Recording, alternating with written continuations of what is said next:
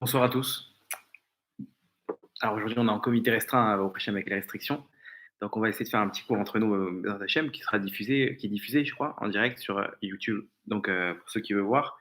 Ceux qui veulent voir. Donc la question qu'on va essayer le sujet qu'on va essayer d'analyser ce soir, c'est quel rapport entre le coronavirus et le Mashiach. Généralement, quand il y a quelque chose de bizarre qui se passe, toujours tout de suite les rabbinim, ils se lèvent, ça y est, c'est le Mashiach, c'est le Mashiach. Il faut expliquer, il faut essayer de comprendre quel rapport. Pourquoi le coronavirus. En quoi on peut dire avec certitude, ça y est, c'est la dernière ligne droite, on y est, le Mashiach va arriver et il va surfer sur cette vague-là qui est le coronavirus pour pouvoir arriver et amener la royauté d'Hachem sur Terre. Quel rapport? Quand un virus, on peut dire avec certitude que ça y est, on y est, que c'est le Mashiach. Pourquoi? Quand il y avait des guerres, quand il y avait des trucs. Ok, on va trouver des liens, des midrashim, etc. Mais il faut voir, se poser la question, en fait, qu'est-ce qu'Hachem il veut de nous?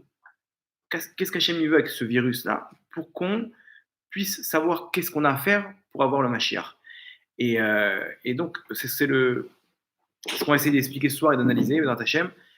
Donc, avant de commencer, le Rav Dov Kook de Tibériade, on avait parlé de lui dans les autres cours, on avait dit comme ça que c'est un des tzadikim, un des grands tzadikim de la génération.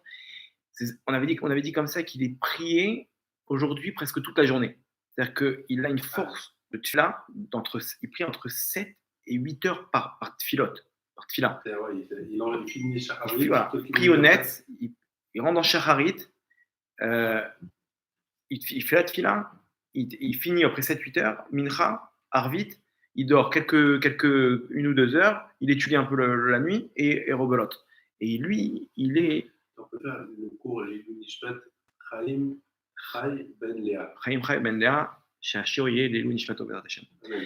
Donc maintenant, le Rav Dov Kook, il a dit comme ça, à la lumière des événements qui sont en train de se produire, il a dit, à l'heure actuelle, la lumière de la Géoula et du Mashiach est en train de descendre, et le mensonge et la touma et l'impureté va s'éparpiller. À partir du moment où la lumière elle va s'installer, elle va repousser toute forme de touma et tout le monde de sheker, le monde de mensonge qui est en train de descendre. Quand elle descend, elle repousse tout sur son passage. À côté de ça, on avait raconté l'histoire du Rav. Un Rav, dans le dernier cours, on avait raconté l'histoire d'un tzaddik nistar, un tzaddik caché qui était dans les comment ça s'appelle, dans les colonies là-bas, au fin fond d'Israël. On avait raconté qu'il y avait un avrer qui était venu le voir pour une bracha pour la parnassa. Il lui avait dit que il avait fait un deal avec lui. Il a dit, regarde, moi je connais les messages, j'ai des messages d'en haut. Je sais quand la bourse elle monte, quand elle descend. Viens, toi t'investis, je te dis quand tu t'investis et on partage. Et il lui a dit, investis dans l'or. Et là-bas, ils ont gagné beaucoup d'argent tous les deux. Jusqu'à que il racontait cet avrer, il disait que jamais il m'a parlé de Mashiach, de Géoula. Jusqu'à qu'à la fin, il m'a dit, sors tout ton argent, arrête d'investir, la bourse elle va tomber, les banques elles vont s'écrouler. Et il lui a dit, sache que à Nissan, à partir de Nissan, c'est-à-dire dans 10 jours, une semaine, c'est la Géoula du Ham Israël, le Mashiach il va se dévoiler et le monde, il va changer, la face du monde elle va changer dans tous les domaines. Il va se produire des choses qu'on n'aurait même pas pu imaginer dans les. Ça, c'était récemment. Ça, c'était il y a quelques semaines, il y a 2-3 semaines. Ah, c'est la suite qu'on avait vu. Voilà, il a dit, sache que maintenant le monde, il va changer d'une extrémité à l'autre, dans tous les domaines. Quelque chose qu'on n'aurait même pas pu s'imaginer. C'est vrai que quand on voit ce qui se passe, il y a 2 mois, j'aurais raconté maintenant tout ce qui se passe à une personne, il m'aurait dit, mais t'es fou, quoi. Comment tu veux faire en sorte que le monde il soit neutralisé? Un virus qui se révèle après 2 semaines, donc pendant 2 semaines, la personne elle a contaminé tout le monde, etc. Et ça fait la panique, les gens ils ont peur, ils sortent plus, tout le monde est confiné, etc. Et comme ça, les gens c'est-à-dire le monde il change. C'est-à-dire, il y a maintenant tous les domaines au niveau de l'éducation, au niveau de la médecine, au niveau de l'économie, dans tous les domaines, le monde est en train de changer. Et il rajoute comme ça, il dit Akadosh Baruch Hu, il a décrété dans le ciel, en haut, la venue du Mashiach. Il n'y a rien à faire. On ne peut plus revenir en arrière. Le Mashiach, il va venir. Il dit comme ça, les tzadikim en haut, ils pleurent. Pourquoi? Parce que leurs petits-enfants, ils n'ont pas fait encore, tu vois.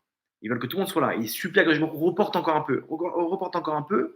Et ça y est, Akadosh Baruch Hu, il a décrété, on y est, c'est la dernière ligne droite, comme ça il a dit. Sache qu'en Nissan, le Mashiach, il est là. C'est la Géoula. il a rajouté que dès Rosh Chodesh Nissan, il n'y aura pas un juif dans le monde qui ne sera pas au courant que c'est la Géoula d'Israël, que c'est la délivrance d'Israël. Tout le monde sera au courant. Même le juif le plus perché, il te dira, je crois que le Mashiach, il est en train d'arriver. C'est-à-dire qu'on va arriver dans un... Aujourd'hui, on voit, les gens, ils parlent que de ça. Celui qui n'a pas compris que... Même un aveugle, il voit qu'il y a le Mashiach. Il voit qu'on est sur la dernière ligne droite, que c'est la ligne d'arrivée, elle est devant nos yeux. Mais dans ce tzaddik-là, il lui a prévenu, il a dit, sache, écoute bien ce que je te dis, en Nissan, c'est la Géoula. Donc on y est, on voit comment ça évolue, et on sait qu'on ne peut plus revenir en arrière. Comment on sait? La Gemara, elle dit, c'est intéressant parce qu'elle dit que le Mashiach, elle appelle ça, les moments de la venue du Mashiach, elle appelle ça les Chevlé Mashiach. Chevlé Mashiach, c'est les souffrances du Mashiach, ok? C'est le même terme qu'on emploie pour l'accouchement. Chevlé Leda. Chevlé. Ok, c'est le même terme. Pourquoi? Dis-moi, Issourim, il y a d'autres termes pour dire la souffrance. Pourquoi le terme qu'on emploie, c'est Chevlé? Pour nous dire quoi? Hachem nous dit, sache que tu vois l'accouchement d'une femme, le Mashiach, c'est exactement pareil. Alors, viens, on voit comment elle accouche une femme. On comprendra donc, à quel niveau on est maintenant dans le Mashiach. Comment elle accouche une femme? Une femme, d'abord, elle a des contractions qui se rapprochent de plus en plus, toutes les 5 minutes, toutes les 2 minutes, etc., de plus en plus fortes. Et après, au moment de l'accouchement, c'est une contraction définie. Regardez les événements qu'on a eus depuis ces derniers temps. Hein. Il y avait des événements où on croyait que c'était le Mashiach. Souleymani, ils ont tué d'abord l'Iranien.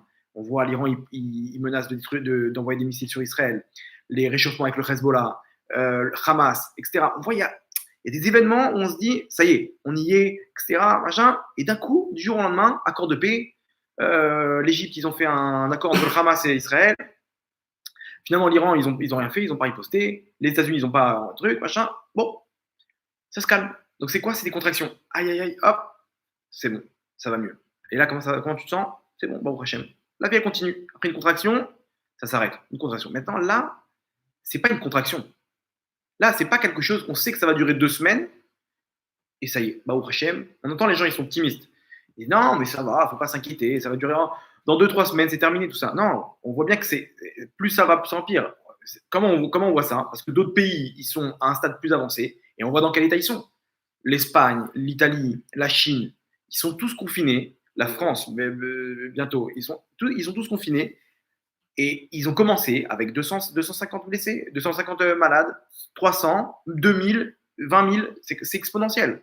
C'est exponentiel parce qu'un seul, il peut en 2 semaines, avant qu'il découvre qu'il a le virus, il a pu contaminer peut-être 300 personnes. Ces 300 personnes-là, avant qu'ils découvrent qu'ils ont le virus, ils ont pu chacun contaminer peut-être 200, 300. Donc c'est exponentiel. Ça ne s'arrête pas, à part au moment où tout le monde va être confiné. Et là, peut-être qu'on va pouvoir neutraliser tous ceux qui sont malades. Mais sinon, c'est un cas qui est très dur. C'est vraiment une épidémie.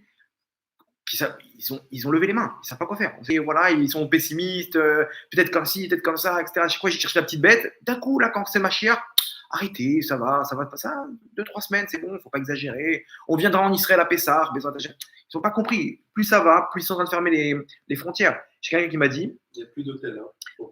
Voilà, il y a un copain qui est dans le Shabak, dans les services d'enseignement israéliens. Il lui a dit, ils ont reçu un message, tous les agents du Mossad qui sont dans le monde, jusqu'au 20, ils ont pour entrer en Israël. Pourquoi? Après, tout est fermé. Le ciel israélien, il est fermé. À partir du 20, c'est pas officiel, jamais ils vont dire ça. Les agents du Mossad qui sont éparpillés, une antenne à Paris, une antenne ils ont jusqu'au 20 pour terminer, pour boucler leur mission et rentrer le plus rapidement possible en Israël. Pourquoi? Parce que les frontières, elles vont être fermées hermétiquement, plus personne ne rentre, plus personne ne sort. Aujourd'hui, il y a 4 avions par jour à El Al, un aux États-Unis, Londres, je crois 2 aux États-Unis, Londres, etc. 3-4 avions comme ça, c'est tout. Et plus ça va aller, plus ça va diminuer. Ils parlent maintenant, bientôt, là, dans quelques jours, de confiner tout le monde en Israël. C'est la suite. Ils ne veulent pas faire paniquer les gens, mais c'est la suite. Et les gens, ils sont là, tranquilles. Ça va, calmons-nous, c'est bon, on va pas. Donc ici, on voit bien, il n'y a pas de retour en arrière. Il n'y a pas de retour en arrière. Quand on pose la question à un professeur, ça va bien se passer. Qu'est-ce qu'il nous répond? On ne sait pas. Généralement, comme ça, je dis à ma femme, quand des fois elle va chez le médecin, je dis regarde quand tu vois qu'elle te pose une question, regarde son visage, fais le langage des signes, le langage du visage. Si tu vois qu'elle est stressée, c'est que c'est grave. Si tu vois qu'elle n'est pas stressée, elle te dit non, ça va, pas besoin de faire des analyses, pas besoin de faire vrai, c'est que c'est bon. Selon le truc, si elle dit faut faire des analyses, ça fait peur. Pourquoi des analyses? Qu'est-ce qui se passe? Non, regarde selon son visage. Si tu vois que son visage il est détente, c'est que c'est rien. Mais si tu vois qu'elle est un peu stressée, c'est qu'elle sait que c'est quelque chose de louche. Donc, quand vous posez la question aujourd'hui à un médecin, un professeur, etc., vous voyez qu'aujourd'hui, là, j'ai entendu dans les laboratoires de recherche, ils essayent de trouver un vaccin. Le chef du laboratoire, il a été contaminé. Non, ils ne savent pas s'il a été contaminé en faisant des recherches ou s'il a été contaminé à l'extérieur. C'est catastrophe. Même ça risque d'être neutralisé. Les laboratoires de recherche, qui sont la seule chance maintenant qu'on puisse avoir un vaccin, même eux, ils disent mince, en Israël, ouais. Le chef de laboratoire d'un des laboratoires contaminé. Ça y est, quarantaine. Il a été arrêté. Il est malade du coronavirus, donc quarantaine. Ils ne savent pas. Est-ce que c'était pendant les analyses qu'il a fait? Si c'est ça, les mecs, ils vont lever les mains. Ils vont dire attends, on ne va pas prendre le risque de trouver un virus alors qu'on peut tomber malade. Ou peut-être qu'il a eu ça de l'extérieur. Ils sont en train de vérifier, de faire une enquête. Mais si c'est ça, c'est grave. Donc, on se dit quoi? Alors attends, on peut plus revenir en arrière là. Si on peut plus revenir en arrière, donc qu'est-ce qu'on déduit? Qu'on est dans la contraction finale, qui est quoi? L'accouchement. Là, on y est. On est dans l'accouchement, on est en train de pousser, et à nous d'aider Akadosh Baruch Hu à pousser. C'est-à-dire, nous, on doit crier maintenant. Regardez, qu'est-ce qu'elle fait une femme quand elle accouche? Vous avez déjà vu une femme accoucher à détente? Tranquille, elle accouche. Oui, il y a la péridurale, mais même ça, elle ressent il y a une douleur. Elle n'est pas en détente de se dire bon, bah, au prochain, je suis en train d'accoucher, tu me dis quand il sort. c'est pas comme ça. Elle est en train de créer toutes ses forces. Maintenant, nous, le Ham Israël, on doit être dans le même état. Si vous voyez quelqu'un qui est en train de prier, qui est en train de mettre les pleins gaz pour pouvoir sortir le Mashiach, pour pouvoir amener le Mashiach, c'est qu'il est dans le droit chemin. Si vous voyez quelqu'un qui est détente, c'est qu'il n'a rien compris. C'est-à-dire qu'il est à côté de ses pompes, mamache à côté de ses pompes. Aujourd'hui, on est dans une situation, selon ce qu'on a expliqué, là, il n'y a plus de contractions. Les contractions qu'il y avait avant, c'était pour prévenir. Enfin, attention, ça vient. Donc, prépare une valise. Pourquoi? Parce que quand il y aura la contraction finale, il n'y aura plus de retour en arrière. Maintenant, Hachem, il a envoyé des signaux. Préparez vos valises. Faites le plein au supermarché. Faites le plein en mitzvot. Faites le plein en mitzvot aussi. Rajoute des mitzvot, rajoute de la tzedaka, rajoute du Limud Torah, etc. Et les gens, ils ont comment dire, ils ont fait il faut qu'ils fassent le plein. Dès qu'il y a la contraction, on va au Hachem, on a fait assez de mitzvot, on a bien prié, Teilim, etc. Tzedaka, on sait, ça tourne, Baruch Hashem. Avant, on va pas coucher en catastrophe. Il faut vite prendre des affaires dans ta gauche. On y est. Il y a des gens, ils vont se retrouver en train d'accoucher. Attends, t'as pas pris un pyjama? J'ai pas pris des tongs? Ah, non. Ils se retrouvent comme ça à l'hôpital. La femme va se retrouver à l'hôpital, elle n'a rien pris avec elle. Elle a un truc. Et...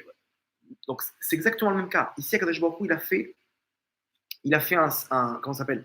Un scénario où l'accouchement du Mashiach, la venue du Mashiach, elle va se passer avec des signes pour nous prévenir. Ça arrive. Et là, on y est. Il n'y a plus de retour en arrière. C'est la contraction finale pour l'accouchement du Mashiach. C'est-à-dire qu'on c'est la fin. C'est la dernière ligne droite. On y est. On va expliquer quel rapport avec le coronavirus. C'est toujours le sujet l'analyse du sujet de ce soir. À côté de ça, alors regardez, si les professeurs ils sont inquiets, ils doivent avoir du côté des rabbanim. Est-ce que les rabbanim ils sont inquiets ou pas? Alors, on voit ce qui se passe. Ils ont monté un hélicoptère avec des Mekoubalim. Vous avez vu ça? Ouais. Ils ont fait le tour d'Israël. Alors, c'est quoi? Qu'est-ce qu'ils ont fait? Ils ont fait le tikkun de Rabbi Yehuda Taya. C'est un tikkun, en fait, ils font des hakafot, des tours autour d'Israël, pour pouvoir en fait faire descendre la force du mal qui est dans les mondes d'en haut, qui représente spirituellement et géographiquement dans les mondes d'en haut, Eretz Israël. Là-bas, il y a des forces du mal qui sont présentes. Quand on fait des hakafot, on les repousse. Donc, ils ont fait en sorte de repousser les forces du mal avec des tikkunim spéciaux, avec des kavanot du Harizal et du Rachash, pour pouvoir repousser ces forces du mal. La dernière fois que ça a été fait, c'était à l'époque d'Hitler. Rabbi Yehuda Taya lui-même, il a monté des minyanim dans les 4 points d'Israël, 4 points cardinaux, pour faire ce tikkun-là. Et c'est intéressant de voir que quelques jours après, ils ont fini après au Kever Rachel, quelques jours après, les nazis sont arrivés à El Alamein en Égypte. Maintenant, c'était quoi l'objectif? C'était rentrer en Israël et là-bas faire des camps de concentration avec l'accord du moufti de Jérusalem et tuer tous les juifs. Il ne restait plus qu'Israël. Victoire sur victoire, les nazis ils sont au top dans leur parcours. Ils arrivent maintenant, ils envoient les Italiens. Ils envoient les Italiens conquérir les territoires qui étaient occupés par les Anglais en Égypte. Maintenant, les Anglais, mais les Italiens étaient beaucoup plus forts que les Anglais. Ils avaient une armée beaucoup plus puissante, beaucoup plus qu'ils étaient beaucoup. Ils attaquaient avec des jeeps sur le camp des Italiens. Ils attaquaient, ils faisaient des petites attaques. Donc les Italiens, ils disaient, comment ils attaquent s'ils sont peu? Ils peuvent pas attaquer. Ils savent très bien qu'ils vont se faire détruire. C'est pas des suicidaires. Donc ça les a retardés. Maintenant, le but, c'était que les Italiens ils commencent à conquérir pour que les nazis qui étaient sur la route, ils puissent les rejoindre. Maintenant, entre-temps, les Italiens ils se sont fait massacrer par les Anglais. Malheureusement, et ça a permis de repousser les nazis un certain temps, de façon à ce que les forces anglaises ont pu épauler les Anglais, et ils ont gagné la guerre de Al El Alamein. Je crois qu'il y avait plus de ravitaillement d'essence aussi. Ah ouais? Ça les a retardés. Donc, maintenant, de là, El Alamein, c'est en face d'Israël. C'est l'Égypte. De là, ils ont perdu, et c'est la décadence du régime nazi. Ils ont perdu toutes les guerres après, Stalingrad, etc. Ils ont perdu. C'est-à-dire que les forces des nazis spirituelles, elle est tombée, et matériellement, ça s'est répertorié par une défaite des nazis en Égypte. Les Mekoubanim, ils se réunissent, ils montent en hélicoptère, et on les voit prier, on les voit stresser. On voit Rabbi Yeshayahu Pinto, tous les jours, il fait des vidéos où il dit combien il est angoissé de la situation, combien il faut se renforcer.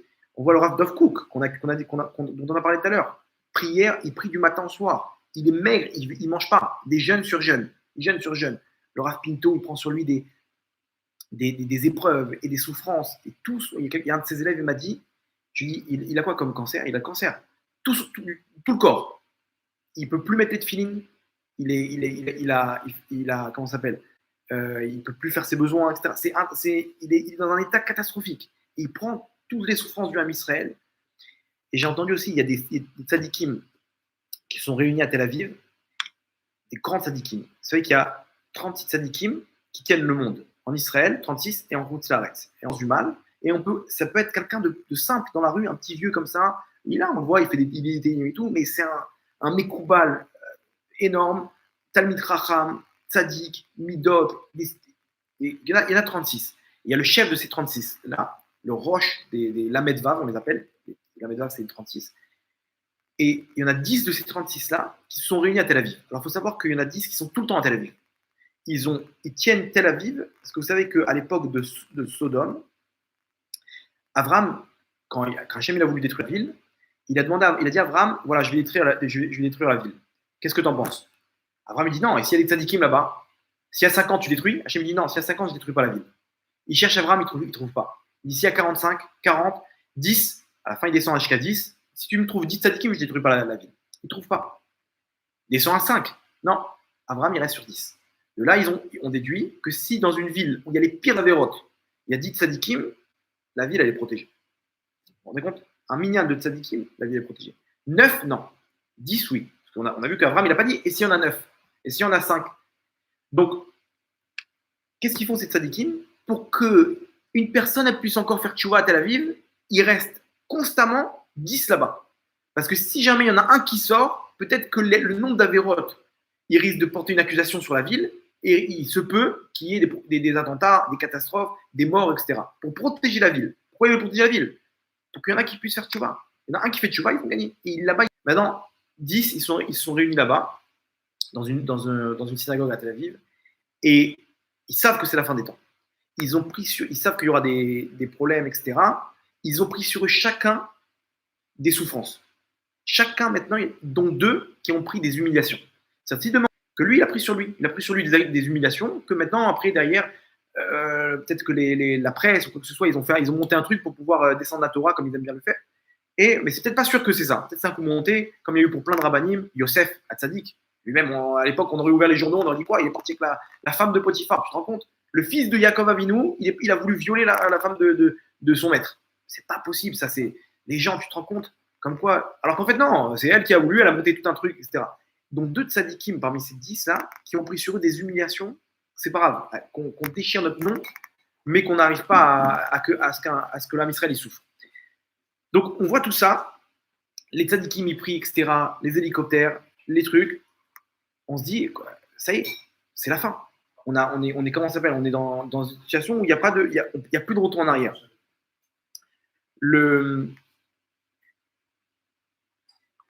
Maintenant, il reste à expliquer donc le lien. Le lien, il est comme ça. Ok, on a dit c'est le Mashiach. On voit qu'est-ce qu'Hachem il fait? Une épidémie, coronavirus. Et comme ça, on a l'impression qu'Hachem il va ramener la Géoula. On voit bien la panique dans lequel on se trouve, dans lequel le monde il se trouve. Et on se dit quel rapport? Ok, voilà, on a compris. Mashiach il est là. Maintenant, vas-y, explique-moi. Explique-moi comment Hachem, tu as dit la lumière de la Géoula descend. Quel rapport avec le coronavirus? Le lien, il est très simple. D'ailleurs, on va essayer d'analyser un peu plus en profondeur. Vous allez voir comment Kadosh Baruch Hu, ici, il est en train de faire un travail incroyable. On avait expliqué dans un autre cours que Corona, ça représente la couronne, Keter, qu'avec ça, Kadosh Baruch Hu, il frappe les forces du mal, comme il a fait en Égypte. On a expliqué là-bas le lien, que là-bas, avec le Keter des sphirotes, des sphères, comme ça, il a frappé les forces du mal pour pouvoir libérer le Ham Israël, pour pouvoir frapper l'Égypte. Maintenant, sur le plan psychologique, sur le plan moussa, moral, qu'est-ce qu'Hachem est en train de faire? En fait, quand on analyse un peu la situation, le monde est dans un système de fou. Une personne, elle grandit, elle se dit, putain, mais non, on va faire un parcours comme ça d'une personne classique dans la société, elle se dit, elle rentre à l'école, elle voit les devoirs, machin, elle voit les élèves qui sont au-dessus, qui sont dans les classes au-dessus, elle se dit, ouais, comment je serais heureux quand je serais à leur place? Je serais le grand de l'école, celui qui arrive en premier à la cantine, celui qui true s'il y a des bagarres, des machins, etc. Ah, les grands et les petits, il y a quand même il arrive dans les grandes classes. Après, il a le bac à passer. Donc, il dit, ouais, je serai l'homme le plus heureux du monde quand j'aurai mon bac. Enfin, le bac, il travaille pendant 2 ans, la première, la terminale, etc. Il a son bac, il est comme un fou. Et après, d'un coup, il s'inscrit en médecine ou en avocat, etc. Et il dit, il me faut mon diplôme. Quand je serai médecin, j'imagine avec la blouse blanche là, les infirmières autour de moi, quel kiff. Je vais rentrer comme ça, on me pose la question, qu'est-ce que tu fais comme métier? Je suis médecin, je suis dentiste. Ah ouais, je suis avocat. Donc il s'imagine maintenant, il faut que je sois avocat, il faut que je sois médecin. Quand j'aurai mon diplôme, c'est dans 7-8 ans, je serai l'homme le plus heureux du monde. Et il bombarde, et il étudie, etc. Mais 2 secondes, tu n'es pas heureux, tu as eu le bac. Bon, ça y est, on a fait la fête pendant 2 jours, 3 jours. Après, un autre objectif, il devient médecin. Il devient médecin, il est là, il se dit, attends, maintenant il faut que je fasse de l'argent. Il faut que j'ouvre mon cabinet, il commence à monter un plan, et les trucs, les consultations, etc., les voitures, il commence, maintenant il faut que j'achète ma maison. Quand j'aurai ma maison, je serai au top. Et comme ça, il se bat, il fait des crédits, il arrive à avoir sa maison, sa voiture, il faut que je me marie. Quand je serai marié, je vais trouver ma femme, je serai l'homme le plus heureux du monde. Et il cherche, et une première aventure, une deuxième aventure, et après enfin il tombe sur sa femme, et après il se marie, il prend un coup de poil après 2 semaines. C'est pas possible. On ne sera jamais heureux. Quand j'aurai des enfants, je serai l'homme le plus heureux du monde. Après 1 an, 2 ans comme ça, il prend son bébé entre les mains, à la Brit Mila. Je suis l'homme le plus heureux du monde. Et après, les couches, les machins, les médecins, les vomis, les trucs, les biberons, etc. C'est pas possible, ça n'arrête pas. Quand il va grandir, je pourrai jouer avec lui. Je serai l'homme le plus heureux. Quand il se mariera, et quand j'aurai ma deuxième maison, et quand je pourrai partir en vacances, une personne, elle vit dans un système où elle vit en fait d'une station à l'autre. En fait, c'est comme un film tout noir avec des instants de lumière. Et la personne, elle vit d'un événement à l'autre. Mais en fait, au fond, elle n'est jamais heureuse, cette personne. Elle a tout le temps en fait un objectif qui va lui donner là, ces 100 là. Maintenant, il veut 200. Il a 200, 400. 400, 800. Alors quoi, ça ne s'arrête jamais. Une personne, elle cherche le bonheur, elle ne le trouvera jamais. Pourquoi? Parce que la société, c'est une société de consommation où on te pousse à consommer d'autres choses. On te vend des choses, etc. De façon à ce que tu cours derrière du bluff que la société t'a vendu pour pouvoir croire que tu vas être heureux. Mais regardez maintenant la société aux États-Unis, la personne, elle veut devenir une star d'Hollywood ou ou un chanteur hard rock, etc. Il va courir, c'est un autre système. Lui, c'est pas devenir médecin, c'est devenir chirurgien plastique, c'est devenir, une star d'Hollywood, faire du business. En Israël, c'est quoi? Être dans la high-tech. Moi, je vais être dans le cyber, je vais être Katsine à l'armée.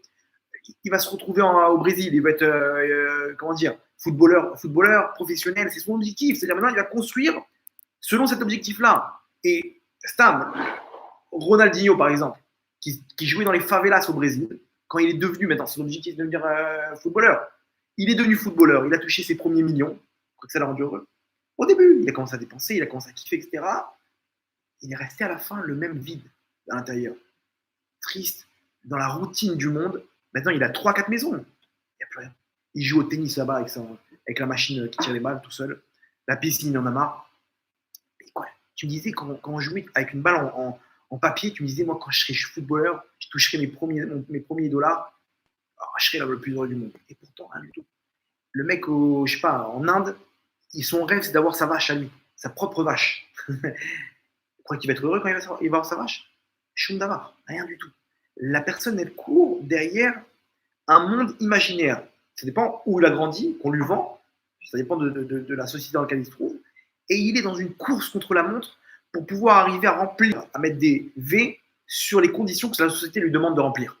D'avoir un diplôme, d'avoir un bon métier, telle voiture, telle fringue, etc. Ça, c'est le monde d'aujourd'hui. Tout le monde est dans ce monde-là plus ou moins enraciné. Ce monde-là, dans la Torah, on appelle ça Mitzrayim. Mitzrayim, c'est un monde dans lequel on t'occupe, comme en Égypte. La Géoula finale, elle sera à l'image de ce qu'il y a eu en Égypte. Comme en Égypte, là-bas, la personne était dans ses briques. T'es là, attends, il faut que je ramène la paille pour pouvoir truc, l'eau, le ciment, les briques. Attends, mince, j'ai pas fait assez de trucs, etc. Le mec, il est dans un monde qu'on lui a vendu. Vite, les pyramides, les machins. Qu'est-ce qui t'arrive? Il y a d'autres choses à faire. Moshe, il est arrivé, ils l'ont dit, laisse-nous tranquille, là. Tu nous empêches de travailler. Imaginez-vous le mec. Regarde le Mashiach, il est là. Tu rigoles, il y a la Ligue des Champions ce soir. Qu'est-ce que tu me racontes? Il y a PSG Dortmund, qu'est-ce qui t'arrive? On peut pas. Mais non, mais il faut venir en Israël. Mais je peux pas. J'ai une croisière qui m'attend la semaine prochaine. Il faut que je demande à mon patron. Putain, mais il y a le Beth Amidash. Mais je sais pas. Je demande à mon patron. Je te promets rien. Aujourd'hui, Hachem, il a trouvé un scénario. Il a brisé le système. D'un coup, le mec, il se réveille. Il se dit, mais attends, j'étais où jusqu'à maintenant? Imaginez-vous, la personne, c'est un pilote d'avion de ligne. Où ça? À Elal. D'un coup, on ne le voit plus pareil. Ça veut dire qu'il était pilote d'avion de chasse à l'armée. Il a piloté des F-16, des F-15. Il a peut-être bombardé des cibles en Syrie ou en pilote d'avion de ligne à Elal. Aujourd'hui, ce mec, il vaut 0. C'est-à-dire quoi? Toute ma vie, j'ai couru derrière du 0. Toute ma vie, j'ai couru derrière du bluff, derrière du vide, derrière de l'imaginaire. La personne, elle ne se rend pas compte de ça. Elle est prise dans un engrenage où elle ne comprend rien. Elle est en train de courir, et jamais elle pourra comprendre ce qui se passe dans ce monde. Qu'Hachem, il n'a pas créé tout ça pour qu'on se connecte à notre travail, à notre diplôme, à notre nom, à notre réputation, notre poste. Ça, c'est un moyen pour se rapprocher d'Hachem. Aujourd'hui, les gens, ils en ont fait un but. Alors, Hachem, il est en train de faire du tri. Comment Hachem, il fait? Il nous réveille. Il arrête d'un coup, il arrête le système. Il y avait quelqu'un qui racontait comme ça, quelqu'un qui est mort clinique. Il racontait comment, donc il dit la douleur, je vois mon corps comme ça, je vois mon corps en bas, les pompiers qui sont en train d'essayer de réanimer le corps, et je me vois d'en haut, je sais que je suis mort. Je vois les gens en train de pleurer autour de moi, il passe un accident de moto, il a fait, je ne sais plus quoi. Et il dit, bon, après, il a pu revenir, etc. Il raconte, il dit, la pire des douleurs, c'est quoi? C'est de me dire, mais 2 secondes, j'étais en train de devenir patron de mon entreprise, j'étais en train de monter mon entreprise, j'étais en train d'acheter ma maison, j'avais des projets, je devais partir en vacances. Il était attaché, enraciné dans la société, d'un coup, on lui enlève, il n'y a plus rien. Il dit, quelle douleur de se dire que j'ai investi dans du vent, dans quelque chose qui est un mirage. Ça n'existe pas. J'ai mis toutes mes forces, tout mon argent, toute mon énergie, tout mon temps, et il s'est dit, j'ai rien fait de ma vie. Je suis un zéro fini. Alors que si maintenant, on remet sa neshama dans son corps, c'est quelqu'un d'important. Il monte une entreprise, il a telle voiture, peut-être. Mais dès qu'on sort la neshama, il ne faut rien. Hachem, il n'a pas besoin de sortir la neshama. Hachem, maintenant, il est en train de montrer à la personne, Adkan. Maintenant, on va arrêter ce système. Mitzrayim, Hachem, de la manière qu'il a cassé l'Égypte là-bas, comment il a cassé l'Égypte? Il y a eu l'enterrement de Paro. Paro, il a été enterré, il y a eu un jour de vacances. Là-bas, pendant un jour, ils ont dit, mais qu'est-ce qu'on fiche? Qu'est-ce qu'on fiche, Ribono Shalolam? On est les petits-fils de Yaakov Avinu, on est en train de taper des briques. Un homme, il faut qu'il se rende compte de se dire, quoi, mais je suis petit-fils d'Abraham, Yitzhak, Yaakov. Je suis en train de taper des briques. On doit avoir une part à ça, on doit nourrir sa famille, mais de faire de ça le but, alors que Hachem a prévu l'éternité. un salaire pour l'éternité dans ce monde-là, dans le monde futur. Et moi, je suis en train de dire, 2 secondes, il y a plus important. Qu'est-ce qu'il y a de plus important? Je suis en pleine construction, là. Tu fais quoi? Un mur. C'est exactement ça. La personne, elle construit du bluff. Elle ne va pas emporter son argent après 120 ans. Rien du tout. Hachem, il arrête tout. Et de là, on comprend le Teilim. Shira malot Shivat Sion Ainuke Cholmim. Au moment où Hachem il va ramener le Shivat Sion, ok, Ainu Cholmim. Quand il va ramener la Géoula, on va être comme des Cholmim, c'est des rêveurs. Alors, c'est quoi au début, on pensait que c'était quoi le sens? Parce qu'on va se dire, ouais, c'était tellement dur cette galoute, mais on va tout oublier. L'exil, il était dur, etc. On va tout oublier quand il y aura le Mashiach. Ça y est, la délivrance. C'est pas ça. Aujourd'hui, on comprend c'est quoi la signification. C'est quoi la signification? Quand Hachem il a ramené le Mashiach, il a stoppé tous nos rêves. Là, on est dans un rêve, un énorme rêve où la personne, elle passe d'une étape à l'autre. Hachem, il a stoppé tout. Et d'un coup, Aïnouk et Cholmim. Ah, on était comme d'un coup, je me réveille. Quoi, il y a un but dans ce monde. Il y a un Dieu. On va être délivré. Que je me retrouve, il va mettre fin à toutes ces épreuves, toutes ces galères. Plus besoin de guerre, plus besoin de travailler, plus besoin de tomber malade, d'aller chez le médecin, du tout. C'est la délivrance finale que chaque tzaddik qui rêvait de ce moment-là, le moment où Akadosh Baruch Hu sera roi, et c'est tous les plaisirs du monde, depuis la création des temps jusqu'à la fin, depuis la création du monde jusqu'à la fin des temps, à côté d'un instant dans le Olam Haba, ça vaut rien. Tous ces plaisirs-là, ça vaut rien à côté un instant. Koratroir. Koratroir, c'est même pas un instant présent. C'est genre, tu passes à côté. Comme quelqu'un qui passe à côté d'une boulangerie, ils sent l'odeur comme ça, des pains tout chauds comme ça. C'est ça. Imaginez-vous, la personne elle passe à côté du Olam Haba, elle sent le bien-être. Ça vaut tous les plaisirs qu'un homme il a eu. Les femmes, l'argent, les vacances qui se renouvellent et qui se renouvellent à l'infini. Ça, Hachem nous donne pour des petites mitzvot qu'on fait, qu'on doit utiliser ce monde-là pour le servir. Maintenant, Hachem, il utilise quoi? Une petite créature. Dans son armée, il a une petite créature qui a stoppé le système. Donc, il n'y a plus de travail. Il n'y a plus rien. La personne, elle se retrouve en psychologue aujourd'hui. Ils disent, quand quelqu'un il est en déprime, ils lui disent, il faut que tu trouves un objectif. Quelque chose que tu peux te donner. Prends un poisson, un chien, un animal de compagnie, tu puisses donner. Je vais lui donner à manger, je vais le sortir, etc. Donne-toi un but dans ta vie où tu donnes. Hachem, il a fait en sorte qu'une personne, elle donne à sa femme, une femme, elle donne à son mari. Il a des enfants à qui donner, avec qui se retrouver. Aujourd'hui, le monde, il est de fuir ça. Il rentre chez lui, WhatsApp, tac, tac, tac, tac. Tu vois, des fois, les gens, ils sont au restaurant, limite, je crois qu'ils se parlent par WhatsApp. Ils rentrent chez lui, il n'est plus là. Il est avec son WhatsApp. T'as vu, I24, là, ils ont dit que machin. Mais lâche ton téléphone, rentre un petit peu, parle avec ta femme, échange, donne, qu'est-ce qu'il y a, les trucs, donne la simra des enfants, etc. Une personne a oublié tout ça. Les gens, ils oublient toutes ces valeurs-là. Ils ne sont plus là. Il n'y a plus de partage. Le seul partage, c'est par. Je t'envoie un mail. Je te tiens au courant par mail. Et elle est là, ta femme, parle-lui.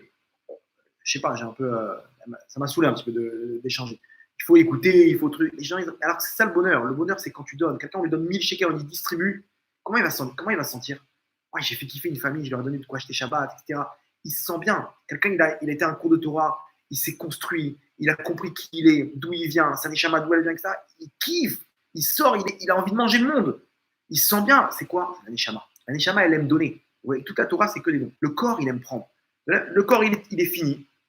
Donc, il aime prendre. Donc, le plaisir, il est fini aussi. Il est limité. La neshama, elle est infinie. Quand elle donne, elle réalise son besoin. Le bonheur, il est infini. Et une personne, elle se sent bien. Elle donne, elle partage avec ses enfants. Prenez n'importe quel enfant aujourd'hui. Le père, il va lui poser la question quand il sera grand. Il dit, dis-moi les meilleurs moments de ta vie. Qu'est-ce qu'il va dire, enfant?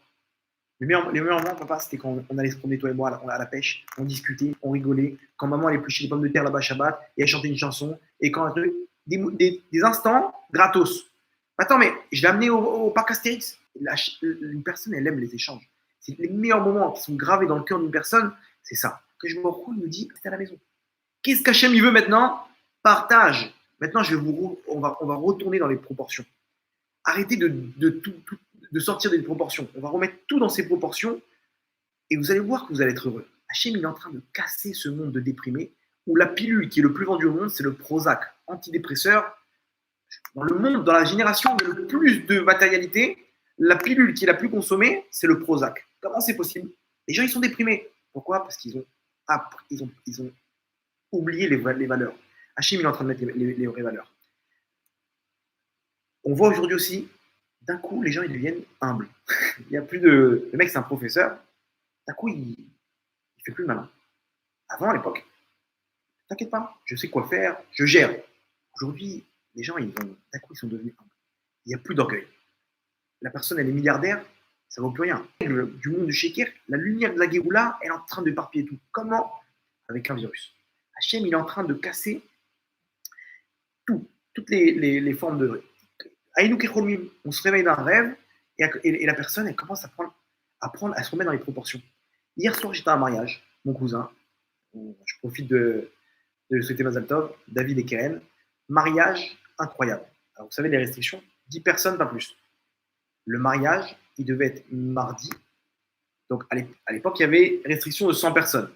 On a pu jongler. Ils ont reporté au lendemain pour pouvoir faire 130 personnes, genre 2 salles, garçon-fille, comme ça. Et pour pouvoir faire 130 personnes, c'était prévu au mercredi. Entre-temps, il y a eu les restrictions samedi soir. 10 personnes, pas plus de 10 personnes. Comment on fait les mariages? Il n'y a plus de mariage. Moi, je me suis dit dans ma tête, ça va être annulé. Effectivement, annulé. Le mariage est annulé.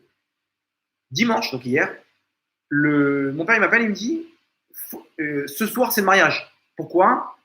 Le Rav, il leur a dit que peut-être qu'ils vont fermer tout. Même un minyan, on ne pourra plus trouver. Venons, on se marie ce soir. Mais comment on se marie ce soir? Ils ont organisé, écoutez bien, en 2 heures, un mariage. Traiteur, ils ont appelé, t'es libre ce soir, hop, traiteur, il est arrivé, il a amené des petits fours, des machins, etc., des desserts. Ils ont fait une table royale.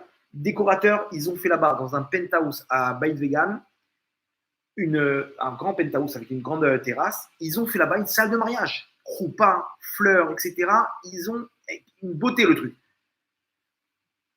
Coiffeuse, maquilleuse, les trucs, machin. On se retrouve maintenant.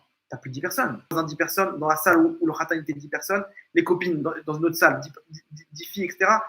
Tous regroupés comme ça, on devait être 60-70. Et le mariage commence. Il y avait 2 mecs de la sécurité qui étaient là pour surveiller. Le mariage, il commence. Maintenant, donc, on est là pour... Bon, il y a eu des débordements, 12-13, quoi. C'était pas... mais dès qu'il y a eu des débordements, les mecs de la sécurité, ils venaient, désolé, retournez dans le salon, vous ne pouvez pas sortir, machin. Ils étaient là pour encadrer. Parce que l'amende, si ce n'est pas respecté, c'est 5 000 shekels d'amende par personne en plus. Imaginez-vous. Maintenant, le mariage, il commence. La roupa, incroyable. Incroyable, j'ai jamais vu ça. Le mariage, il commence. On commence à danser. À Kadosh Baruch Hu, il soulevait les personnes. J'ai jamais vu une simra aussi grande de toute ma vie. On était maintenant, c'est quoi le truc? C'est qu'il y en a qui rentraient et il y en a qui sortaient pour pouvoir danser avec le khatan akala. Ils ont fermé les rideaux là-bas, ça fait une méritza entre le salon et le truc. Il y avait les filles d'un côté, les hommes de l'autre, du voisin. Alors, et ça rentrait, ça sortait, etc. Tout le monde dansait, il y avait tout le temps 10 personnes comme ça. Jusqu'à qu'à la fin, je me retourne, je vois tous les balcons, les gens en train de danser dans les balcons. C'est-à-dire que maintenant, de l'extérieur, les gens, ils ont une simra incroyable. Il y avait Hachem, il était là.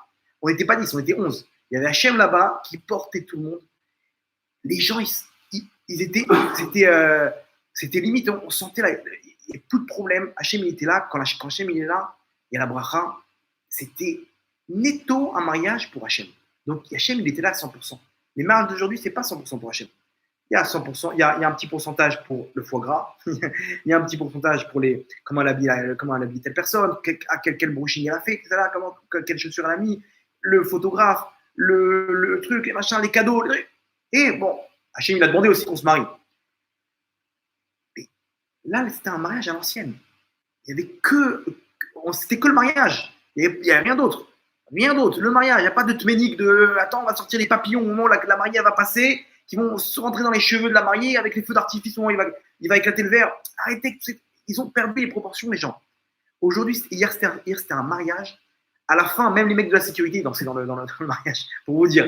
Même les mecs de la sécurité, ils étaient en train de danser une simra énorme. Les gens, ils étaient heureux, ils étaient bien. Jusqu'à maintenant, là, j'ai une simra à l'intérieur de moi. Un mariage, j'ai jamais vu ça de ma vie. De tous les mariages où j'ai été, une simra intense. Il y avait à la fin 60-70 personnes qui se tournaient comme ça. Il y avait des petits débordements et tout, mais c'était incroyable. Les gens, d'un coup, ils reprennent les proportions. On est parti en cacahuète. On est devenus des cocos. Voilà, ils vont faire comme ça. Et pour tout ça, pourquoi? Parce que la société, elle exige des conditions pour remplir les conditions. Elles sont en train de faire faillite. Les boîtes de nuit, elles sont fermées à Tel Aviv. Plus rien. Mais tout ce qui est Averot, c'est fermé. Maintenant, tout ce qui est Torah, etc., c'est encore là. Le mec, il est chez lui, il continue à étudier. Les collègues, ils sont en train de se fermer, etc. La personne, elle continue à étudier. Il peut pas, celui que la boîte de nuit, elle est fermée, il ne peut pas danser chez lui tout seul. Ça y est, plus d'Averot. Aller voir une fille, attends, peut-être qu'elle est contaminée. Non, il m'a dit, moi, je ne sors plus maintenant dans les endroits, trucs, parce que si je suis contaminé, ils vont dévoiler tous les endroits dans lesquels j'ai été. D'un coup, là, il y a Tchamaïm. D'un coup, il a de la Tchamaïm. Quoi, et Hachem, il ne sait pas où tu as été. Regarde, incroyable. La personne, elle se retrouve avec de la Tchamaïm. Elle fait attention à chacun de ses pas. Faire attention où aller, etc. Hachem, il est en train de terminer. J'ai vu comme ça le Ramchal, il dit, à la Géoula finale, il est dans le livre Ma'amar Géoula, à la Géoula finale, Akadosh Baruch Hu, il va détruire les forces du mal pour que c'est comme un arbre qui est entouré de ronces. Hachem, il va déraciner les ronces et l'arbre, il va. Tsemar David, on appelle ça Tsemar, c'est une plante. Hachem, il va faire pousser la Géoula directement. Une fois que les forces du mal elles sont neutralisées, la Géoula va se faire. Et effectivement, aujourd'hui, vous allez ressentir le ciel, il va de plus en plus, l'air, il va de plus en plus se purifier. Il y a beaucoup moins d'Averot, beaucoup moins de Touma. L'air, il se purifie et une personne va se rapprocher d'Hachem. Automatiquement, une personne va se rapprocher d'Hachem. J'ai fait un cours la semaine dernière avec des jeunes. Attends, c'est un cours qu'on fait tous les mercredis soirs, de 7h à 8h. Les mecs, ils ne bougent pas d'un millimètre. La semaine dernière, je leur dis, mais regardez, les cours, etc., vous ne voyez pas que c'est Mashiach? Bon, vas-y, explique-nous. Alors, je leur fais les signes. Regardez, comme ça, et comme ci, etc. Je leur montre tous les trucs. En plein milieu, il se lève et dit, je peux plus entendre ça. Qu'est-ce que je dois faire pour faire tchouva? Dites-moi. Il a fait tchouva à la Macom, il s'est levé, il a dit, j'efface mon Instagram. J'efface tout de suite. Je prends sur ma petite site. Il y en a un autre qui s'est levé, il a dit, moi, c'est fini mon téléphone. Il y en a un, il est rentré chez lui. Il s'est dit, je vais effacer mon Instagram, etc. Je sais que je vais remettre après 2-3 jours. Il a jeté son téléphone par la fenêtre. Moi, je vais me pourrir les yeux maintenant. Il a balancé son iPhone par la fenêtre. Imaginez-vous de quoi on parle. La Touma, elle est terminée. Les gens, d'un coup, ils font tchouva. Et ça, c'est le but. Le coronavirus, il est en train de faire tchouva au Israël. Et regardez comment c'est fort, un signe incroyable. Il y a marqué comme ça. Le Mashiach, il va venir, Ani Rochev al-Chamor. Un pauvre chevauchant un âne. Ani Rochev al-Chamor. Comme ça, il est écrit. Le Mashiach, il va venir, un pauvre, genre, dans un sale état. Quoi. Il va pas venir en fanfare. Ça va être dur. Il y aura il va arriver, c'est la fin de la galoute. On est à la fin. Il va arriver dans l'état. On va pas être en. Comment dire? Tu montes pas dans le bateau. C'est peut-être terminé. Tu veux pas prendre au moins une petite mise à je capais ça? Non, mais ça va. On pas, qui nous dit que voilà, c'est bon, t'inquiète pas. Les gens, ils sont perchés. Comment ces gens-là, ils vont faire tchouva? Il est peut-être marié avec une Goya, ce type. Il est peut-être dans ses trucs, dans ses combines, dans ses magouilles, etc. Tu lui dis, arrête tes bêtises. Comment il va faire? J'ai entendu un chidouche. Écoutez bien. Ani Rochev al-Chamor. Le Mashiach, il va chevaucher l'âne. Venez, on prend le mot Chamor et on prend, s'il doit chevaucher ce mot-là, c'est-à-dire on prend les lettres qui sont au-dessus du mot Chamor. Chamor, c'est quoi? C'est l'âne, ok? Si lui, il chevauche l'âne, donc maintenant, il est dans une situation où il est au-dessus du Chamor. Maintenant, venons prendre les lettres donc, qui sont au-dessus du Chamor. Au-dessus du Chet, il y a quoi? Tête. Tête, c'est 9. Au-dessus du même, c'est le Noun, 50, 59. Au-dessus du Vav, Zayin, donc on est à 67. Au-dessus du Resh, c'est Shin, 300, 367. On prend le Kolel, la valeur numérique du mot lui-même, ça fait 368. D'accord? Corona, c'est quoi la gematria? 367. 367, alors sans le Kolel. Fais le calcul. On a dit comme ça. Chet, on passe au-dessus, ça fait tête. Ça fait 9. Même 50, au-dessus, c'est la lettre qui est au-dessus. La lettre qui est au-dessus, c'est le Noun. Attendez, je prends la calculette. Donc ça fait 59. Ok. Vav, c'est Zain, c'est celui qui est au-dessus, c'est 7. Donc ça fait 66. Plus le Resh, la lettre qui est au-dessus, c'est le Shin. Ça fait 366. Avec le Kohen, ça fait 367. Corona, c'est combien? Kouf, c'est 100. Vav, c'est 6. Resh, c'est 200. Ça fait 306. Plus encore Vav, 312. Et Noun, 50. 362. Plus le He à la fin. On met un He à la fin. 5. 367. Le Mashiach, Tous qui se sont fixés dans un monde de Sheker, la lumière de la Géoula, elle va éparpiller tout ça. Ani Rochev al-Hamor, il va chevaucher sur le Hamor, c'est-à-dire les lettres qui sont sur le Hamor, qui est Corona. Et de là, comme ça, il va arriver le Mashiach, il va surfer sur cette vague-là. On a expliqué que les Juifs ne vont pas être touchés par ça. Il y en a qui vont tomber malades, on ramène des midrashim, on a ramené les derniers midrashim, etc. Il y en a peut-être qui vont mourir, malheureusement. Mais on a dit, Hachem, il utilise ça pour les forces du mal, pour casser le système, pour les goïms. Vadaï que tout ça, Hachem, il l'utilise pour faire tchouva. Mais si ça se passe comme à la sortie d'Égypte, on a dit qu'il y a 20% qui sont sortis, qui ont... Nachon, c'est ce qui s'est passé jusqu'à maintenant. Jusqu'à maintenant, Nachon, il y en a plein qui sont morts à la comment ça s'appelle, à la Shoah, les inquisitions. Jusqu'à maintenant, dans les attentats d'Israël, comment ça s'appelle, les soldats qui sont morts pendant les guerres, etc. Tout ça, c'est les 40%. Maintenant, pourquoi Hachem, les 80%? Maintenant, Hachem, il pouvait les faire revenir en Gilgoul. Mais sachez, il y a marqué Loïdar, Méménonidar, aucune Neshama ne sera mise de côté. À la fin des temps, c'est la délivrance finale, il n'y a plus de Gilgoulim, il n'y a plus de réincarnation. À l'époque, il pouvait revenir. Celui qui n'a pas mérité, bon, tu sais quoi, tu veux pas, tu reviens, c'est pas grave. Game over, tu as une autre vie. Voilà, on te donne une autre vie, tu réessayes. Mais là, maintenant, on est à la délivrance finale. On ne peut plus essayer. C'est-à-dire qu'Hachem, il a dû faire cette histoire de 80% de personnes qui partent dans la Makat Rocher qu'il y a eu, il a fait avant, jusqu'à maintenant. Maintenant, on est dans la délivrance finale. Voilà, comme on a expliqué, c'est l'accouchement. Un accouchement, il peut très bien se passer rapidement, tac, tout de suite. Et des fois, ça peut durer quelques heures. Des fois, Hachem peut faire en sorte qu'il peut nous mettre une petite péridurale, qu'on appelle Géoula Berachamim. Géoula Berachamim, le Ham Israël, il ne sent rien du tout.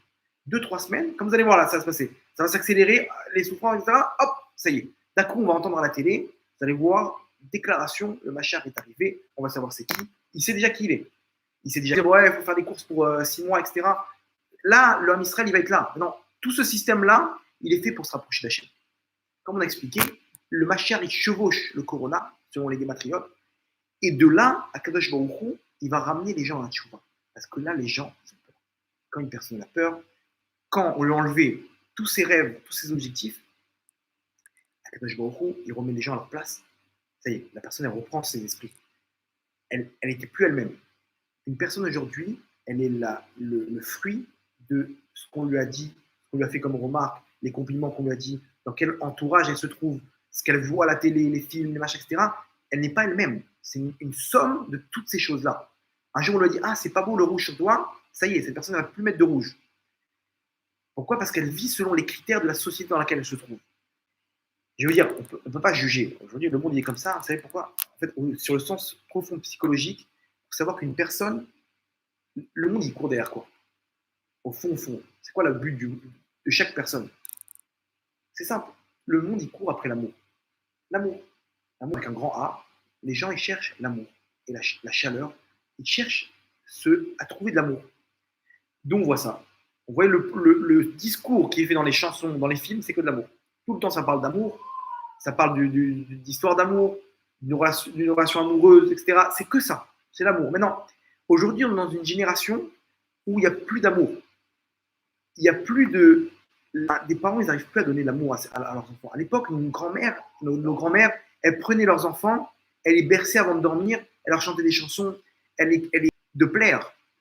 Même si on ne dit pas de compliment, elle sait qu'elle a rempli les différents objectifs que la société, elle demande. Donc, je suis aimé par la société.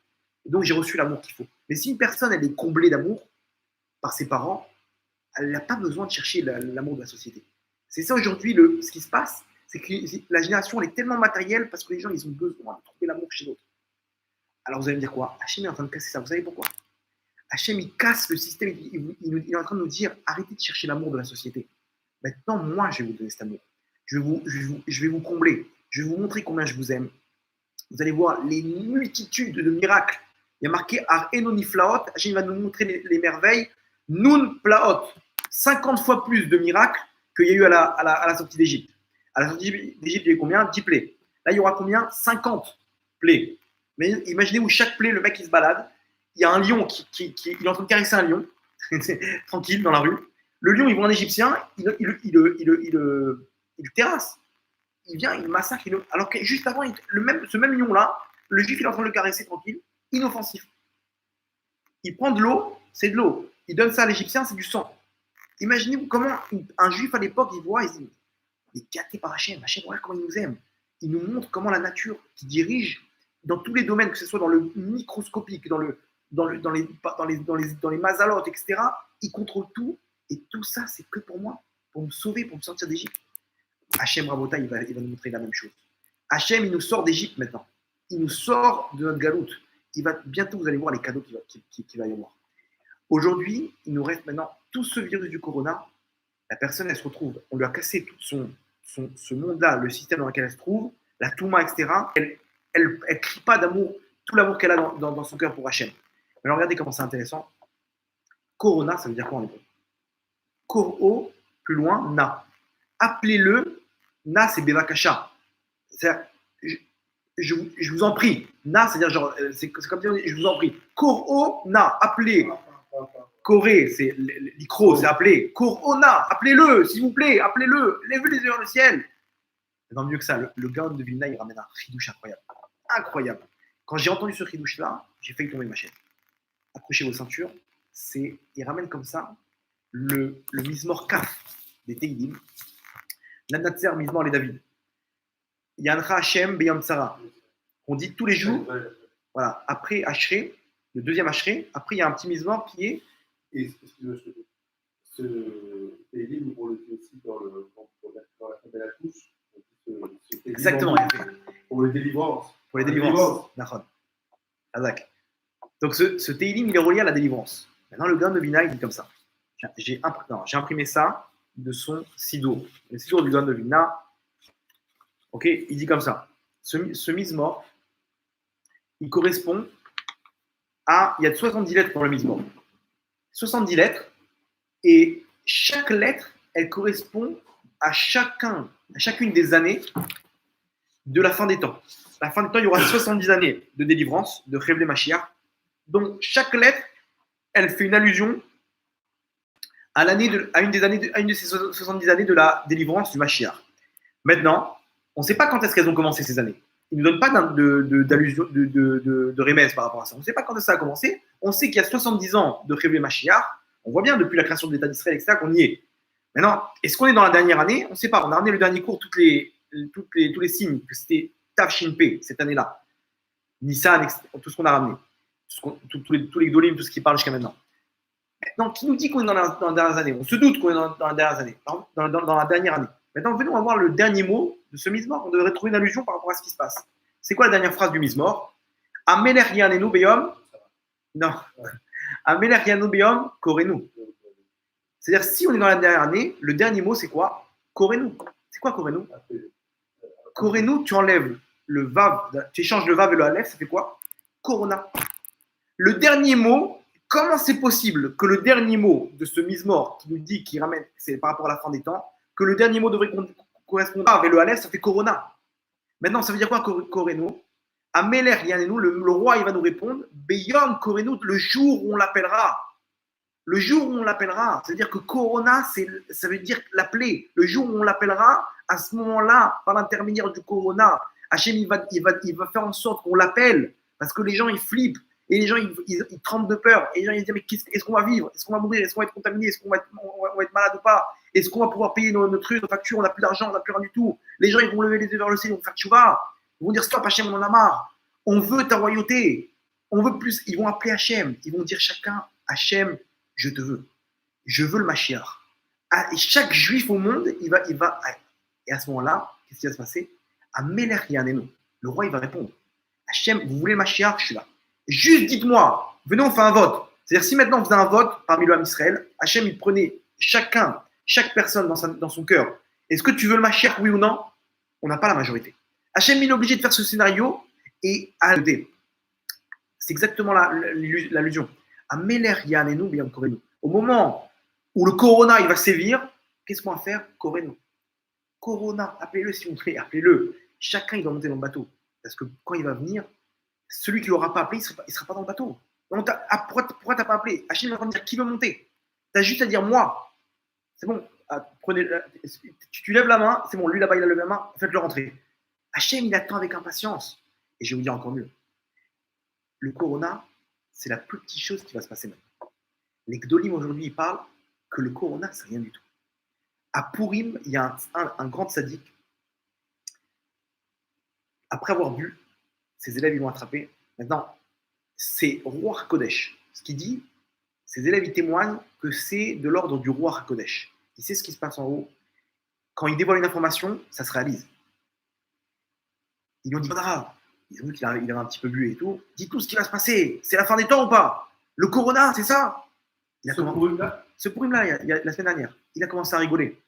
Il a dit, le corona, c'est la plus petite chose.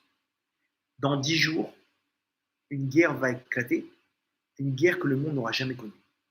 Il annonce comme ça, dans 10 jours, ça veut dire quoi? C'était quand Purim? Mardi. 10 jours, ça veut dire quoi? C'est Shabbat, là. À peu près.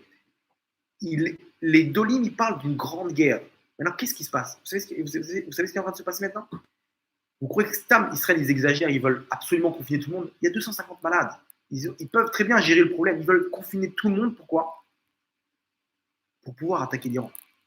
Jamais ils auraient pu trouver la meilleure opportunité pour attaquer l'Iran que maintenant.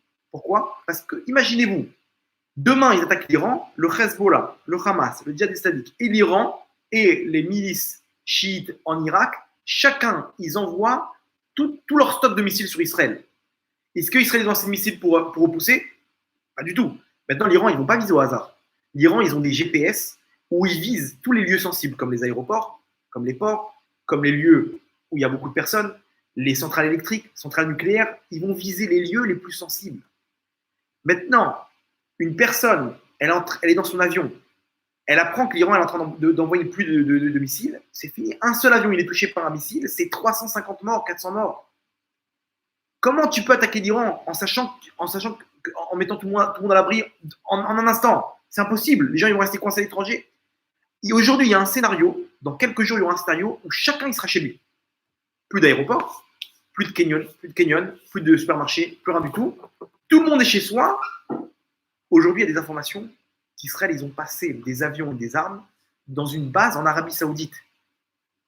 C'est officieux. Mais vous avez vu les avions qui passent en ce moment? Ouais. Qu'est-ce qu'ils font? Ils s'entraînent. Pourquoi? C'est un plan que ça fait 15 ans qu'ils l'ont préparé. Ils sont ultra entraînés, ils savent exactement quel point frapper en Iran. Ils ont préparé ça avec les États-Unis. Aux États-Unis, ils ont amené des porte-avions.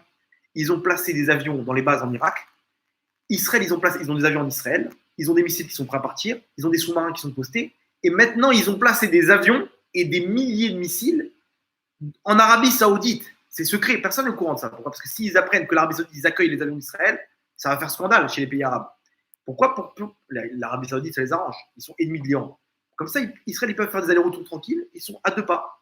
Parce que faire des allers-retours entre Israël et l'Iran, c'est pas simple. Et Israël, ils ont des missiles anti-bunkers, etc. Maintenant, demain, ils attaquent. Le Hezbollah, ils envoient toute la sauce. Le Hamas, Hadera. Il a dit il va se passer 3 choses dans les prochains jours. Premièrement, il se peut que le gouvernement il soit monté par la gauche. C'est ce qui est en train de se passer maintenant. Gantz est en train de monter un gouvernement avec les Arabes. Incroyable. Les Arabes, ils vont diriger l'État d'Israël. Tout ça pour devenir Premier ministre et pour descendre Netanyahou, il est prêt à monter un gouvernement avec des Arabes. Ça veut dire, qui dit arabe dit plus d'État juif, plus de guerre avec le Hamas. Attention, si vous attaquez, on sort il n'y a plus de gouvernement. Plus de guerre avec l'Iran. On ne peut plus se défendre. Les Palestiniens, ils vont avoir des autorisations pour des trucs, des machins. Ça va être le plan de Trump à la poubelle, n'importe quoi. Tout ça pour prendre le pouvoir. Il est prêt à vendre l'État d'Israël, Gantz, et la gauche pour pouvoir prendre le pouvoir. Imaginez où on arrivait. Il dit première chose, 3 choses. Gantz, la gauche, il risque de prendre le pouvoir. C'est pas sûr. C'est une xéra qui est dans le ciel. Deuxième chose, la Corée du Nord, ils vont entrer dans une guerre nucléaire.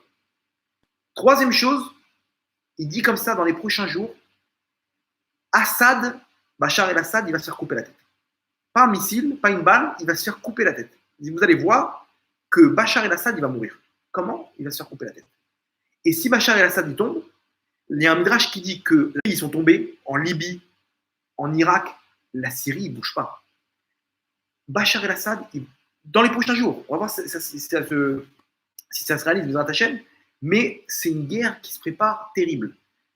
Dernière chose, je ne sais pas si vous avez entendu, le ministère des Affaires étrangères en Chine a envoyé un message officiel aux États-Unis. Nous voulons des explications selon les informations qu'on a reçues, selon lesquelles vous nous avez envoyé le virus Corona, vous nous avez infiltré le virus en Chine. La Chine ont des informations comme quoi c'est les États-Unis qui leur envoient le virus. C'est un message officiel où ils demandent des explications aux États-Unis. Si les États-Unis ne savent pas quoi répondre, ça peut partir en guerre nucléaire en un instant. C'est-à-dire qu'ici, on est à une étape où, Chas Shalom, il peut y avoir une guerre terrible. Sans compter ce qu'on a parlé sur l'étoile, il y a une planète qui se dirige maintenant, qui va passer entre la Terre et le Soleil. Ça, personne n'en parle pour pas faire paniquer les gens. Ils ont commencé à en parler. Ils ont commencé à parler. Ils disent que c'est loin, ça a des millions de kilomètres. Ouais, mais le problème, c'est que comment la nature aujourd'hui, elle part en cacahuète à cause de ça. Le monde devient fou. Il y a des choses, des catastrophes naturelles que le monde n'a jamais connues. Parce que c'est l'influence de cette planète-là qui se rapproche, qui embrouille tout, qui dérègle le système. Maintenant, le problème, c'est qu'elle peut être accompagnée de millions de météorites qui sont attirés par cette étoile qui est plus grande que la Terre, je crois. Et comme ça, il dit, le président, la semaine dernière, c'est passé aux informations, en Iran, il dit, vous avez peur du corona, mais nous, on a peur de cette étoile qui est en train de se diriger à toute vitesse vers la Terre. Comme ça, il a annoncé. Nous, on voit maintenant ce qui se passe avec nos satellites. En France, dans un des journaux, on m'a pas dit dans le journal, ils ont annoncé que d'ici un mois et demi, elle risque de passer proche de la Terre. C'est-à-dire qu'il se peut que le corona, ça va être c'est un apéritif. Il se peut que maintenant, on rentre dans Gog ou Magog, une situation terrible. Est-ce que l'homme Israël, il va être protégé de ça ou pas? Hachem, dans sa bonté, il a ramené le corona. Pourquoi? Pour faire le tri. Faites tchouva, priez, levez les yeux vers le ciel. Faire tchouva, c'est pas devenir Baba Salé. Faire tchouva, c'est dire la chouva Hachem, c'est revenir vers Hachem, vers Dieu. C'est quand tu dis je reviens vers toi, Hachem, quand la personne elle se retrouve toute seule avec elle-même, elle commence à lever les yeux vers le ciel, elle commence à oublier son travail, son poste, son nom, sa réputation, ses ambiances, etc. Et d'un coup, elle se rapproche d'Hachem et dit Hachem, j'ai envie de rentrer à la maison, j'en ai marre de tout ça. Je veux, toi, tu règnes dans ce monde-là. J'en ai marre de toutes ces bêtises-là. Je suis vide de l'intérieur. Je kiffe pas. J'ai rien de tout ça. Ça m'apporte rien. On te veut toi, Hachem. Quand les gens ils vont commencer à prier, etc., ils vont l'appeler Geoula Berachamim. C'est-à-dire qu'Hachem, en fait, il a fait tout ça, toute cette histoire de Corona. Pourquoi? Pour qu'on puisse supplier à Kadosh Baruch Hu et qu'Hachem, maintenant, ils disent aux forces du mal, quand ils vont accuser, ils vont dire Hachem, détruis ton peuple. Regarde combien ils font des fautes, combien ils méritent eux de sortir en délivrance. Ils méritent que tu leur ramènes le Mashiach et le Beth Amikdash. Hachem, il leur dit maintenant à ses accusateurs, il leur dit venez voir mes enfants. Regardez maintenant quand il n'y a pas toute cette touma, toute cette impureté, toute cette bulle dans laquelle il se trouve, ce monde de fou dans lequel il se trouve, tout ce système-là. Regardez un juif vers où il se dirige. Automatiquement, il se dirige vers Hachem. C'est-à-dire qu'en fait, tout ce qu'un juif aujourd'hui fait des avérotes, c'est parce qu'il est pris dans son Yitzhara. Il est pris dans son système. Mais si on lui enlève tout ça, un juif, il est pur. Il fait tchouva et il se rapproche d'Hachem. Donc maintenant, Hachem est en train de montrer aux forces du mal. Vous voyez, vous avez dit du mal de mes enfants. Mes enfants, c'est des Rishaïm. Regardez ce qu'ils font. Dès qu'on leur enlève toutes ces bêtises-là, d'un coup, ils lèvent les yeux vers le ciel. C'est exactement le but de ça. Pourquoi? Pour qu'à la fin des temps, maintenant, dans les guerres, etc., pas un seul cheveu du Ham Israël va tomber. Pas un seul cheveu du Ham Israël va tomber par terre. Peu importe où ils se trouvent. D'ailleurs, en Israël, ils seront aux premières loges. C'est quoi la différence entre ceux qui sont en Israël et ceux qui sont en dehors d'Israël? En Israël, c'est les premières loges. En Israël, c'est Vadaï que, ici, regardez, les Békourim qui tournent autour d'Israël, etc., il y a une protection supérieure. On voit que l'Israël, c'est un pays où il n'y a pas eu encore un seul mort, Baruch Hashem. Et il y en a un qui était malade dans l'état grave, c'était un arabe. On voit qu'il y a une protection spéciale. Et que ça risque de créer des problèmes. Pourquoi? Parce que les gens ils vont se dire, comment eux, ils n'ont pas de mort? Nous, on a 3000 morts, 25 000 contaminés, et eux, ils n'ont rien. Comment c'est 250 contaminés seulement? Il y a un problème, ça va créer une haine. Maintenant, c'est sûr qu'en France, dans les pays du monde, etc., ils n'ont pas cette protection, ils ont une protection indirecte d'Hachem. Mais si une personne, elle prie, elle aime le ciel, elle monte dans le bateau. Peu importe qu'elle se trouve en Espagne, en France, aux îles Canaries ou à Tombouctou, elle sera protégée par Hachem parce que ce monde-là, il appartient à Hachem. C'est lui le patron et c'est lui qui dirige ce monde-là. Maintenant, c'est sûr qu'une personne qui se trouve en Israël, dans le palais du roi, elle a plus de chances de faire tchouva plus rapidement parce qu'elle est proche d'Hachem que quelqu'un qui est en France. Mais ici, on a compris que tout dépend de la tchouva.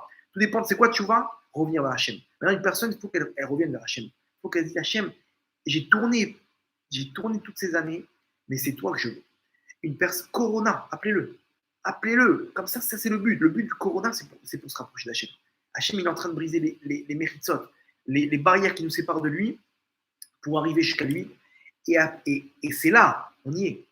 À Botaï, c'est la fin des temps. Le Mashiach, c'est une question de jour, il va se dévoiler.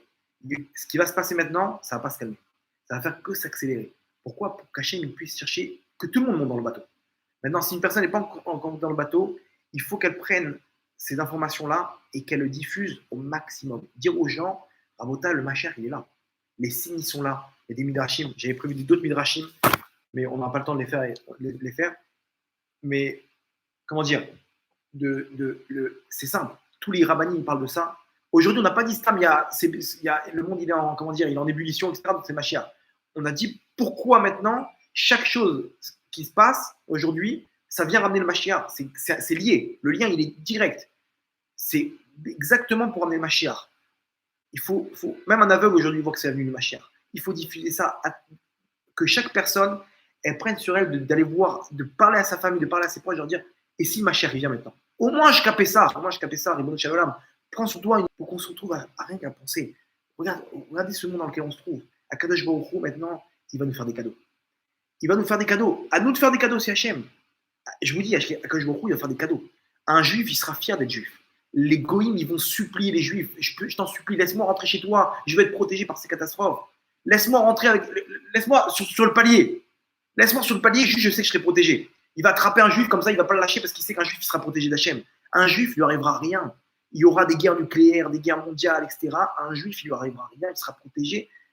Protection d'Hachem. Et même si à la fin il se retourne contre Israël, Hachem, c'est le moment où il va se dévoiler. Et là, ça sera trop tard. Celui qui n'est pas monté dans le bateau, quoi, ça y est, maintenant. Ah, pardon, Hachem, c'est bon, tu t'es dévoilé, je suis là, je monte dans le bateau. C'est fini.